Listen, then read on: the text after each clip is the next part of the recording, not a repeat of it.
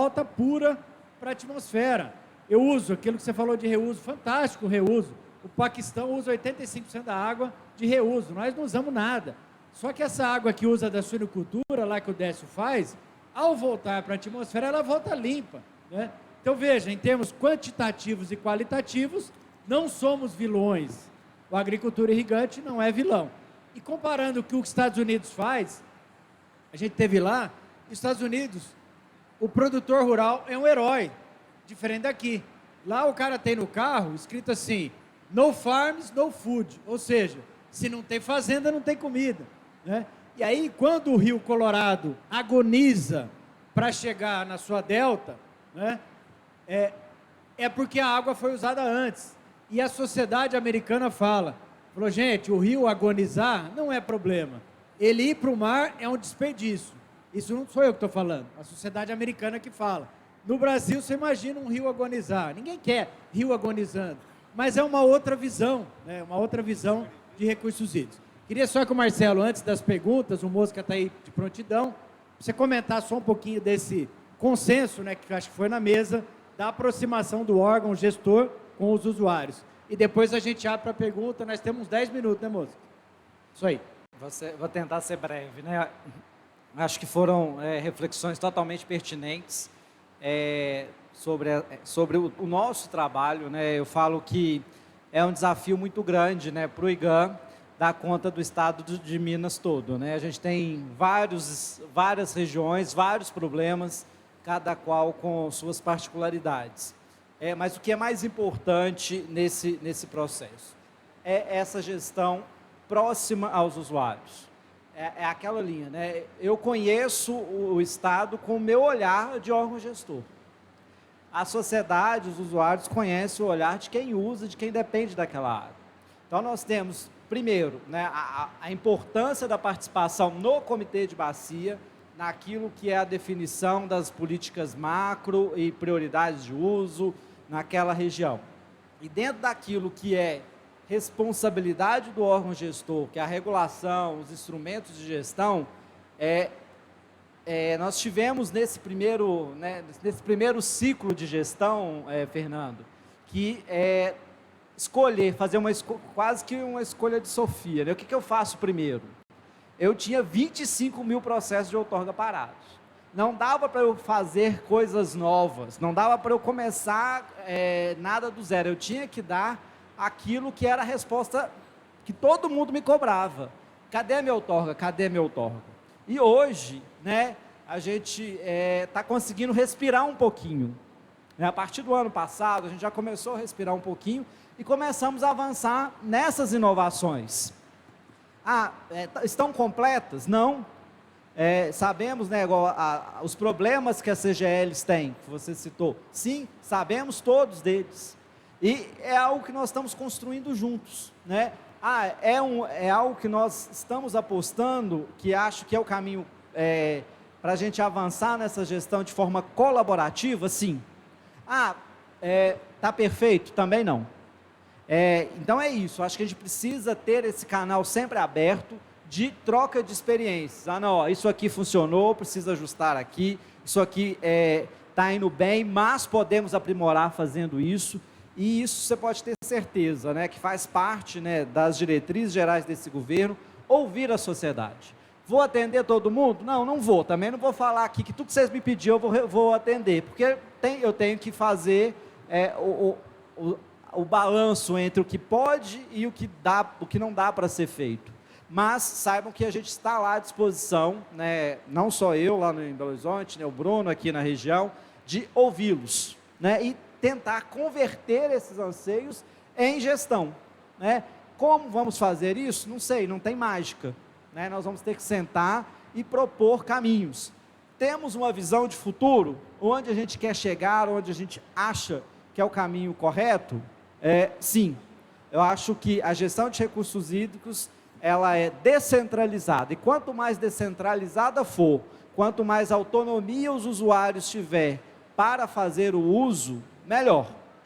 Por outro lado, a sociedade também me cobra. Me cobra qualidade, me cobra quantidade, né? Chegar a uma situação dessa de qualquer rio aqui, chegar numa situação que chega o Colorado lá, você pode saber que o caos está instalado. Então, nós precisamos ter essa contrapartida. E a contrapartida né, essa gestão para onde nós entendemos que nós conseguiremos ter uma gestão eficiente, é uma via de mão dupla. Eu vou conseguir flexibilizar, Joyce? Não, você lá faz a gestão do jeito que você achar melhor? Sim, podemos chegar lá, mas eu vou ter que ter, de um outro lado, demonstrar para a sociedade que, não, eu flexibilizei lá, mas eles estão utilizando com responsabilidade. E isso parte do princípio de transparência. Eu tenho que ser transparente com a sociedade. E eu vou conseguir isso com ferramentas. É desafiador hoje a gente pensar em telemetria em todos os usos de uma bacia, né, de uma área de conflito? É impossível? Não. Vamos fazer isso amanhã? Também não dá. Mas nós temos que saber onde nós queremos chegar, o que isso envolve em termos de investimento do produtor, o que é necessário de investimento de infraestrutura pública, seja de energia, seja de telecomunicações, e assim, né, a gente avança. Mas, enfim, é isso. Colocar o IGAM próximo. Né? Nós estamos completando, né, esse ano 25 anos de existência. Foram 25 anos que foi marcado, né, por uma construção colaborativa dos instrumentos de gestão. Hoje nós estamos chegando muito próximo da plenitude de todos eles e precisamos aprimorar. E esse aprimoramento, podem ter certeza, ele não vai ser um aprimoramento pro forma de gabinete. Ele vai ser um aprimoramento com o pé no chão, com as nossas equipes, junto com o comitê de bacia, com os usuários, com a sociedade. E podem, né, contar sempre conosco em ouvi-los, ouvir as sugestões, adaptar as sugestões de forma que a gente alcance o objetivo aí, que é segurança hídrica e segurança alimentar. Né? É um binômio que a gente não consegue separar. Né? E a gente tem esse compromisso de garantir, dentro do que é responsabilidade do governo do Estado, responsabilidade do IGAM, nessa gestão. Mas é uma gestão que, como eu disse, colaborativa, vai demandar gestão eficiente do solo, uso e ocupação do solo, técnicas conservacionistas, investimentos em programas de revitalização de bacias, seja com recursos próprios, privados, seja direcionamento ativo dos usuários no comitê de bacia, como eu já tinha falado anteriormente. Então, assim, somente chegaremos na segurança hídrica trabalhando de forma conjunta, né? Então, estamos lá à disposição. Obrigado, Marcelo. Gente, devido ao adiantado da hora, vamos ter duas perguntas rápidas. André, só uma coisinha pedir para o Marcelo, para o Bruno que está aqui, que é uma coisa que a gente tem enfrentado demais, é o seguinte: dentro da outorga coletiva, os vários outorgados, e dentro da comissão gestora local, que estavam dentro das associações, é a participação financeira de todos, igualitariamente. Tem muita gente outorgada que não quer participar. E como é que a gente caça a outorga desse cara? Está outorgado pela comissão gestora ou pelas associações anteriormente. Anteriormente, pela associação, era mais fácil de cobrar. Hoje, na comissão gestora, está dificílimo. Vocês deviam pôr uma virgulazinha para ajudar a gente lá. Ok. Tem uma solução que depois a gente conversa. Gente, o pessoal vai estar aqui também à disposição, mas vamos colocar duas perguntas rápidas aí, Mosca. Tem alguém, gente? Pergunta tem que ser objetiva, gente. Nós já estamos bem atrasados já. Quem já direciona, por favor. Aqui. Aí, Mosca, na mesma linha já tem duas perguntas. Isso aqui. Bem objetivo, por favor. Se identifica. Meu nome é Caio Dias, eu sou líder da cultura de café arábica Conilona Iara Brasil hoje. Primeiramente, parabenizar a todos pelo tema super relevante e mais no sentido de corrigir uma informação que as coisas hoje elas se distorcem até chegar às fontes, né? Se não me engano, foi o Cláudio que citou, um míssil na Ucrânia atingiu o escritório administrativo da Iara, não foi a fábrica. Os fornecimentos hoje eles são limitados principalmente em função do preço do gás natural. Ele não é normal hoje, realmente não é. E isso passa por uma questão de um uso eficiente de fertilizantes. A gente está desenvolvendo agora um plano nacional para auxiliar o cafeicultor a usar de forma mais eficiente, construção de perfil do solo, e isso, usar de forma eficiente o uso racional de fertilizantes passa diretamente pelo uso eficiente da água também. Então, quando a gente utiliza irrigação, fertirrigação, as coisas se conversam, a planta consegue aproveitar melhor. Mas é só, como meu papel aqui enquanto empresa, corrigir um pouquinho a informação e falar que a Iara Brasil, o mercado de café é importante e a gente está do lado dos cafeicultores, está à disposição. Obrigado. A última pergunta, então. Depois a gente já vai para a palestra do Paulo Mazafera, que já está aí preparado, né, Paulo? Boa tarde a todos. Ronaldo aqui, representando aqui o Taiobeiras, o Alto Rio Pardo, Norte e Nordeste de Minas. Marcelo, muito obrigado pela explanação. E a gente quer dizer para você que dê atenção para a gente lá.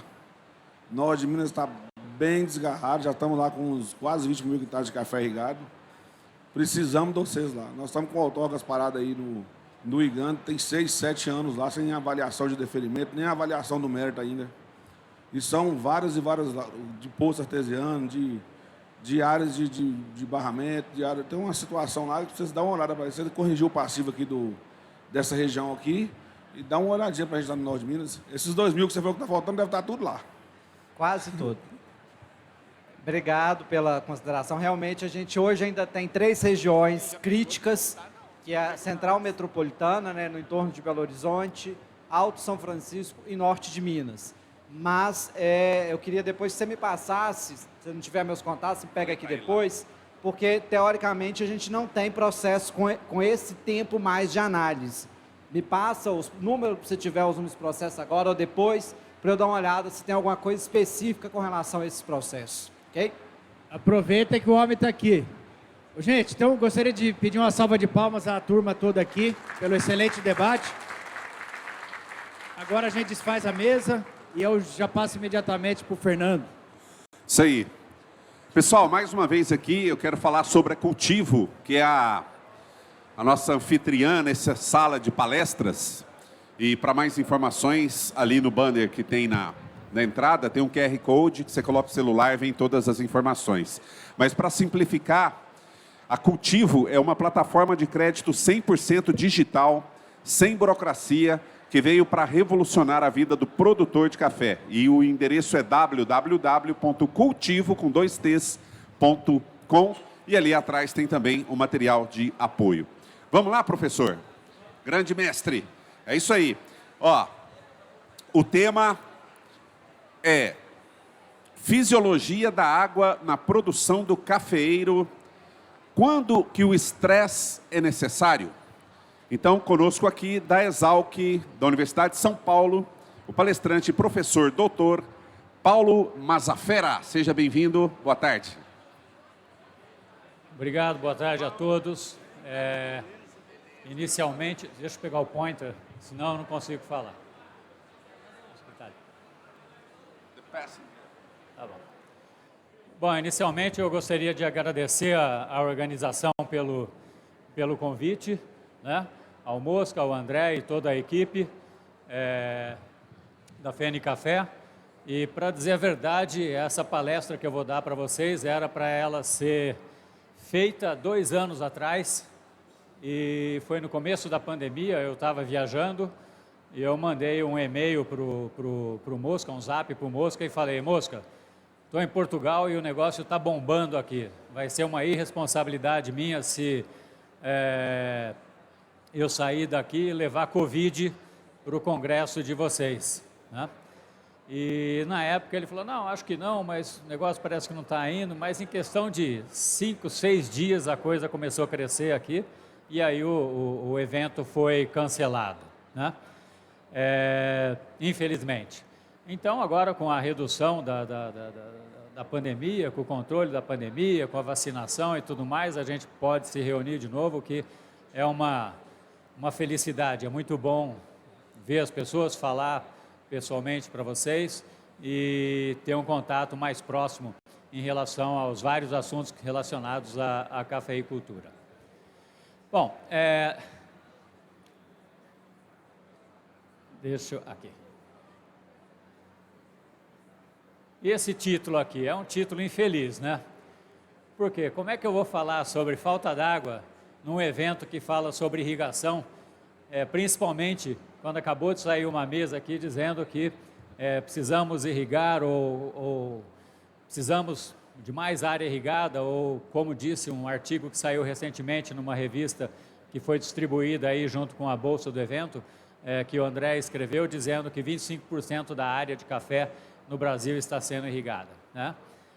E independente de ser da discussão de mudanças climáticas globais, se isso acontece pela mão do homem ou se isso é um ciclo que está acontecendo no desenvolvimento da Terra ou não, o fato é que em algumas situações a água tem faltado. Mas a conversa nossa aqui é principalmente em relação ao manejo, ao uso da água, né, na cultura do café. Ok? Então eu vou me restringir mais a isso daí. Bom, esse é um dado de 2011, talvez o André tenha coisas mais recentes, mas de qualquer maneira ele ilustra bastante a importância da água na agricultura, né? Se nós formos...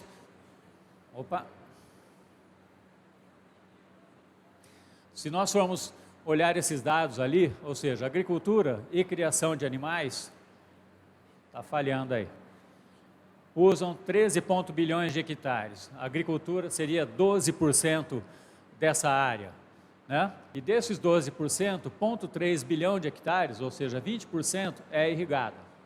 Dessa água consumida, né, pelo homem, 70% é para irrigação, 19% é para a indústria, tá? E 11% é de consumo urbano, ou seja, nosso consumo, tá?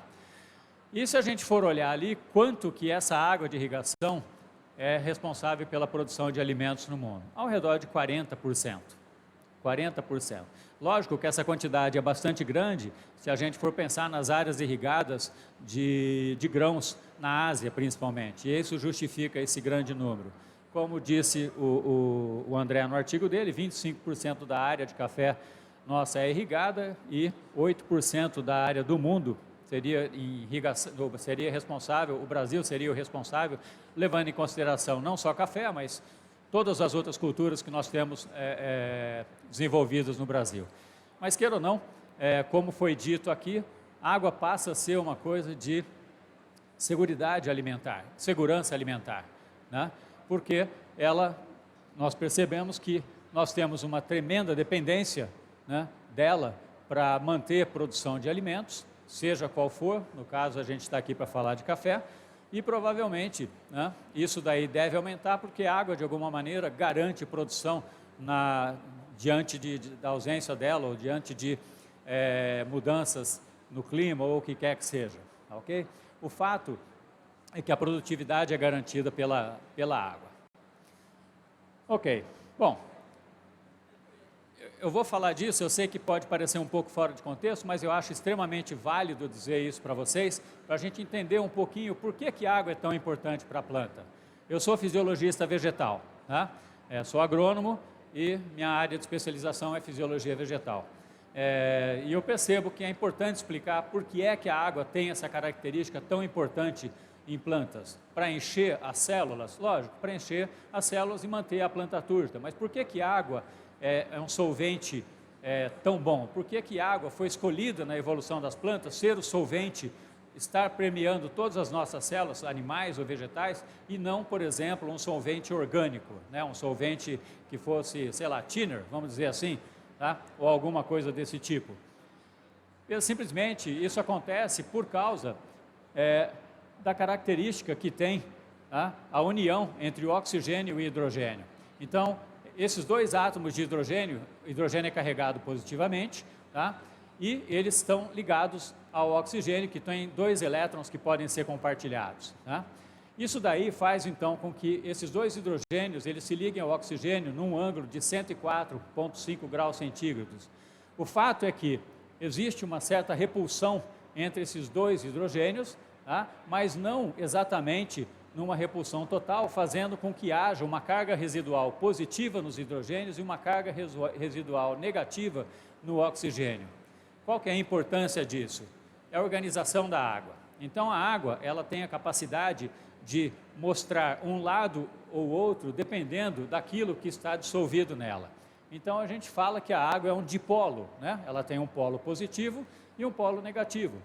E entre as moléculas de água é formado o que a gente chama de ponte de hidrogênio, ou seja, é a atração da carga negativa desse oxigênio pela carga positiva residual desse hidrogênio. Então, dessa maneira, a água se organiza, né?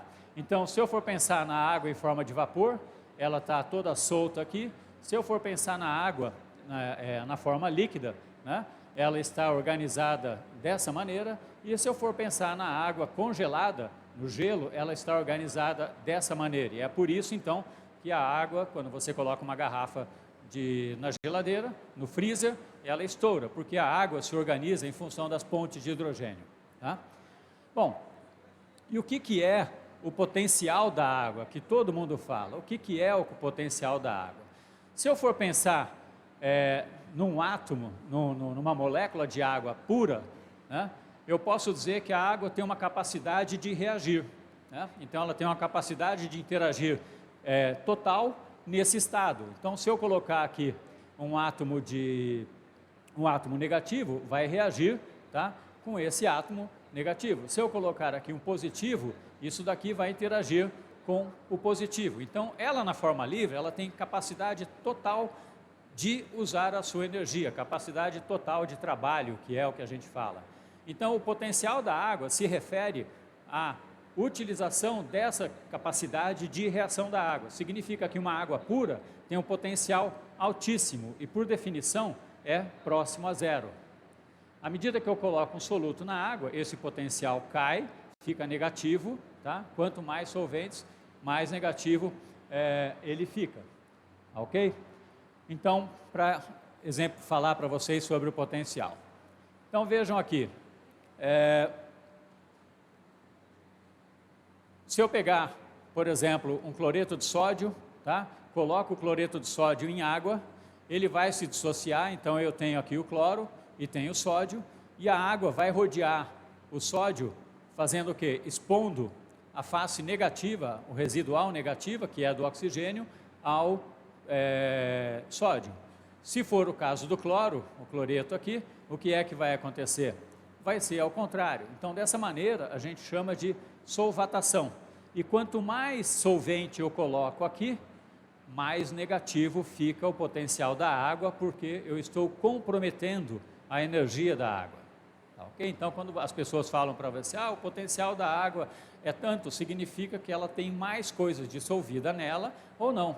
E essas coisas podem ser um sal, tá? Ou podem ser, por exemplo, uma proteína. A proteína tem várias cargas, dependendo da constituição dela, dependendo dos aminoácidos, aqui eu coloco, tá? E a água vai se orientar de uma maneira ou de outra, dependendo da região, da carga líquida daquela região. E isso, então, faz com que a água solubilize a proteína, ou solubilize um ácido orgânico, nutrientes, só não solubiliza lipídio, tá? Que não tem cargas negativas. Então, a água não consegue se misturar com lipídio exatamente por causa dessa diferença, tá, ok? Bom, mas a água tem, em função dessas cargas que ela tem, essa carga residual que ela tem, ela passa a ser muito importante para a planta, não só para a planta, para a gente também, para animais também, no sentido de que a água pode refrigerar, certo? A água refrigera plantas. E por que isso? Porque a água tem o que a gente chama de alto calor latente de vaporização, ou seja, eu preciso de 582 calorias por grama de água a uma temperatura constante, essa é uma temperatura de referência, tá? Para que ela se vaporize. Isso significa, então, que para a água passar do estado líquido para vapor, ela tira energia, certo? Ela tira energia do sistema. Então, quando acontece a transpiração, o que a água está fazendo é retirando energia do sistema e refrigerando a planta. Tá? O André falou aqui também para vocês que 98% da água que entra na planta ela vai ser transpirada. E é exatamente isso. Pouco fica dentro da planta. Quando ela fecha o estômago à noite, tá, ela vai ter chance de segurar essa água que está entrando, porque ainda existe um fluxo da água entrando na planta. Tá? Mas durante o dia, a função da água é resfriar a planta. Resfriar a planta. Uma outra função bastante importante da água é manter o metabolismo estável. E para isso, tá, a gente chama de alto calor específico. Tá? Ou seja, eu preciso de uma caloria, tá, para fazer a variação de 1 grau centígrados em 1 grama de água. Isso são padrões, são referências. Isso significa, então, que eu preciso de uma determinada quantidade de energia para fazer a alteração da temperatura, certo? E isso é importante por quê? Porque o metabolismo vegetal, né, que eu exemplifico aqui, ele tem várias reações. Então, uma enzima que vocês já ouviram falar bastante, ou 2 enzimas, vamos dizer assim, redutase do nitrato, que faz a redução do nitrato, vai fazer a incorporação do nitrogênio em amônia, em aminoácidos, né? Ela tem uma temperatura ótima de funcionamento. Né? A mesma coisa, a tal da rubisco, que está envolvida na fotossíntese, ela tem uma temperatura ótima de funcionamento. Então, para isso, existe um tamponamento da temperatura interna da célula, que é proporcionado pela água, tá? Para que esse metabolismo se mantenha. Então, uma coisa mantém a planta fria, tá? Ou refrigerada, e outra mantém ela num nível ideal. Para vocês terem uma ideia, quando fecham o estômago de uma planta, não existe dissipação de calor. Bom, antes que eu me esqueça, da onde que vem esse calor? Esse calor é gerado pela fotossíntese, por não aproveitamento da energia total dentro da fotossíntese, e a respiração. Então, planta gera calor. Na hora que eu fecho o estômago, o que acontece? A temperatura interna começa a subir. Então, existem registros de aumento de até 15 graus centígrados, comparativo à temperatura do ambiente. Tá? Então, é normal, por exemplo, no dia de hoje, se uma planta você induzir o fechamento estomático dela, a temperatura dela certamente vai subir quase 10 graus a mais do que o ambiente. E, logicamente, isso vai desestabilizar toda a parte metabólica dessa planta. Ok, mas vamos falar um pouquinho mais, entrar mais na parte do que interessa para a gente aqui. Sistema radicular. Tá? Um sistema radicular, o ideal seria aquele que não só aproveitasse os nutrientes que existem no solo ou eu estou adicionando no solo e que ficam então nas camadas superficiais, como também, tá, um sistema radicular que aprofundasse a raiz, tá, aproveitasse nutrientes que descessem pelo perfil do solo e não só isso, aproveitasse água que está mais profundamente localizada no solo, que não é então evapotranspirada, que não é perdida pela evaporação. Esse seria o sistema radicular. Tá? Ideal, né? Infelizmente, para nós, estudo com sistema radicular em café, não só em café, mas em muitas outras culturas, é muito pouco, E por que é pouco? Porque a dificuldade de você fazer trincheira, a dificuldade de você conseguir quantificar o sistema radicular no perfil do solo. Às vezes vocês têm profundidade além de 2 metros, né? Então, você não só precisa descer, como você precisa avançar lateralmente para olhar o sistema radicular inteiro. Então, estudos do sistema radicular como um todo, que eu conheço, os únicos que foram feitos é de 1960 e pouco, uma coisa assim, de um pesquisador do Instituto Agronômico. Né? Além disso, existem muitos poucos, e outros estudos são bastante antigos, pelo Nunes ou pelo Nutman, tá? Estudos de 1930 e tudo mais. O resto são estudos parciais que não levam em consideração o sistema radicular como um todo. Mas não é uma prioridade de café, é de outras plantas também. Tá? E o que eu quero dizer com isso é que todo mundo esquece que o sistema radicular,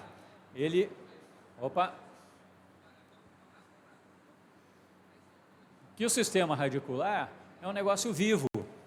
Tá? Então, estimativas, e principalmente baseados em herbáceas, né, mostra que 20% do carbono que uma planta absorve pela fotossíntese é usado na construção e na manutenção do sistema radicular. Quando a gente pensa em sistema radicular, a gente tem que imaginar o seguinte: ele não é estático, né? Ele cresce e ele fica do jeito que ele está, ele só cresce. Existe uma morte contínua de raízes, uma morte contínua de raízes, né? E essas raízes precisam ser repostas. Então, a planta precisa investir no crescimento, tá ok? Assim como precisa investir na manutenção daquelas raízes já produzidas.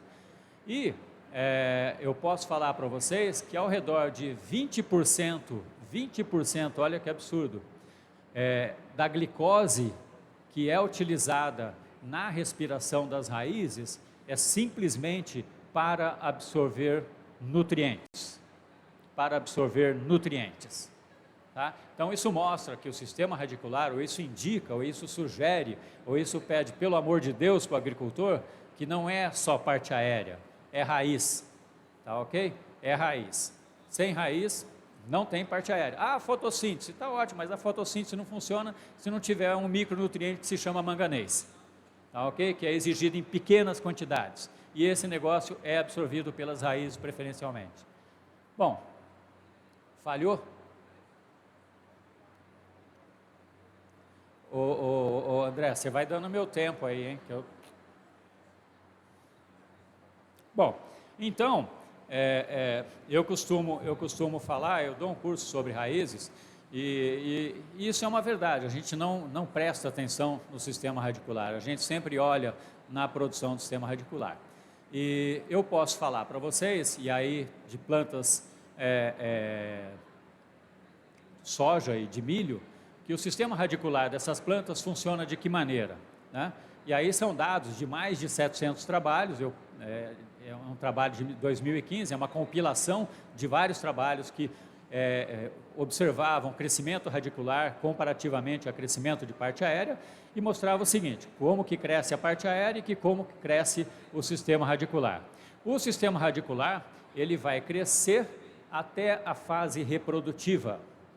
Depois da fase reprodutiva, ele diminui, não significa que ele não esteja absorvendo água, mas acontece que a planta vai destinar todo o carbono que ela fizer, ou todo não, mas principalmente o carbono que ela obter na fotossíntese, para a produção.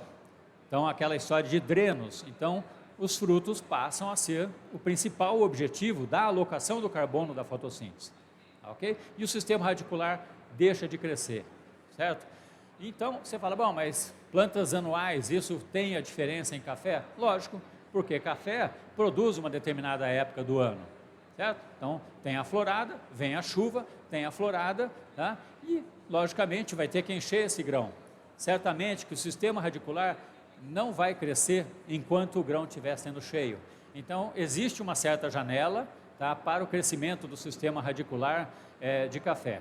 Alguns dados mostram que, pelo fato do solo ser mais tamponado em termos de temperatura e porque num ano, na época seca, né, ou na época de frio, lógico, depende da estação seca, a temperatura é menor em cima, a temperatura varia menos no solo. Então, existe proporcionalmente à parte aérea um certo crescimento do sistema radicular nos meses mais frios, ok? Não muito, mas ainda ele existe, e depois com a chuva ele tem um tempo para crescer e depois ele vai parar na hora que tiver a granação, tá? Isso é, ainda que não tenha dados em café, existe dados em outras plantas arbóreas ou arbustivas que mostram isso daí. Para fruteiras isso é uma realidade, e café não vai ser diferente, tá ok? Então o sistema radicular precisa... Ok, acho que está aqui. Tá. Então, agora, indo um pouquinho mais ligado à água. Por muito tempo se acreditou que uma área foliar, uma parte, a planta, ou seja, a área foliar, ou seja, a planta acima do solo, tá, grande, deveria haver um sistema radicular grande, tá? Isso não é verdade. Então, com plantas de deserto ou de mata vão mostrar que isso não é verdade, tá? O que funciona, na verdade, que regula o crescimento, ou essa proporção entre raiz e parte aérea, nada mais é de quem está precisando mais, quem tem necessidade maior. Então, se eu tenho um determinado órgão que ele tem o fornecimento sempre adequado, ele vai alocar menos carbono ali do que numa outra área, numa outra parte da planta que precisa mais.